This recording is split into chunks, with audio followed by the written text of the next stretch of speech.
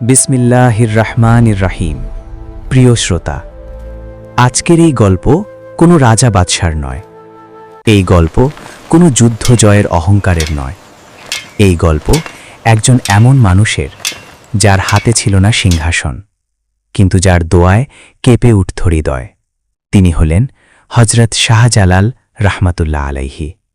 কথিত আছে, আল্লাহ যাদের নিজের জন্য বেছে নেন, তাদের জীবন নীরবে কথা বলে, কারণ তারা মানুষকে দেখাতে নয়, আল্লাহকে রাজি করতে বাঁচে। এক দীর্ঘ সফরের দিন। শাহজালাল ও তার সাথীরা ক্লান্ত। চারদিকে শুধু জলাভূমি, কাদা আর পানি। হঠাৎ নামাজের সময়। সঙ্গীরা চারদিকে তাকিয়ে হতাশ। কেউ ফিসফিস করে বলল, হুজুর, এখানে তো দাঁড়ানোর জায়গা নেই। শাহজালাল আকাশের দিকে তাকালেন। চোখে ভয় নয়, ছিল নিখাত ভরসা।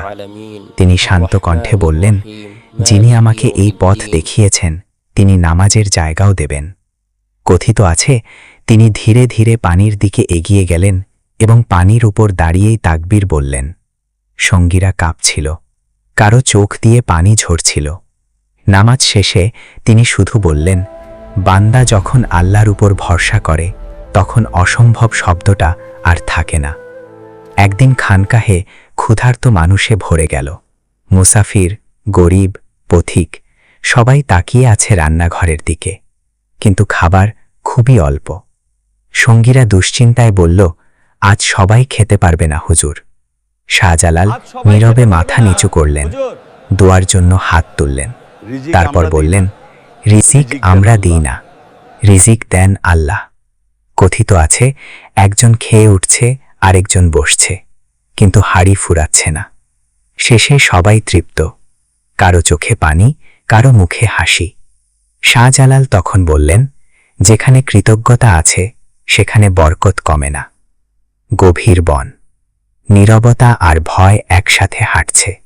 হঠাৎ এক বিশাল সাপ পথ আটকে দাঁড়াল। সঙ্গীরা আতঙ্কে জমে গেল, কেউ পালাতে পারছে না। শাহজালাল এক পা এগিয়ে বললেন, আমরা আল্লাহর পথে আছি। কথিত আছে, সাপটি মাথা নিচু করে ধীরে সরে গেল।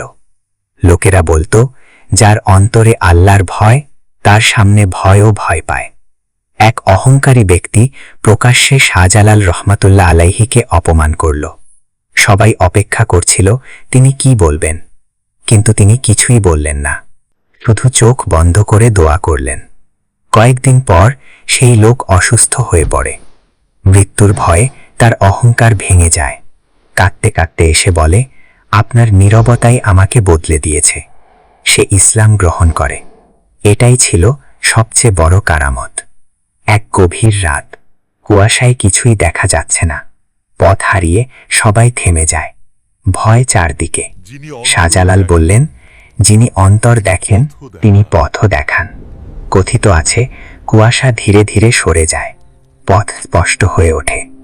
প্রিয় শ্রোতা, শাহজালাল রহমাতুল্লাহ আলাইহির জীবনে কারামত ছিল অনেক, কিন্তু তিনি বলতেন, মানুষকে চমকাতে নয়, মানুষকে বদলাতে এসেছি। তিনি শিখিয়েছেন ইখলাস, তাওয়াক্কুল, নীরব দোয়া, সুন্দর চরিত্র।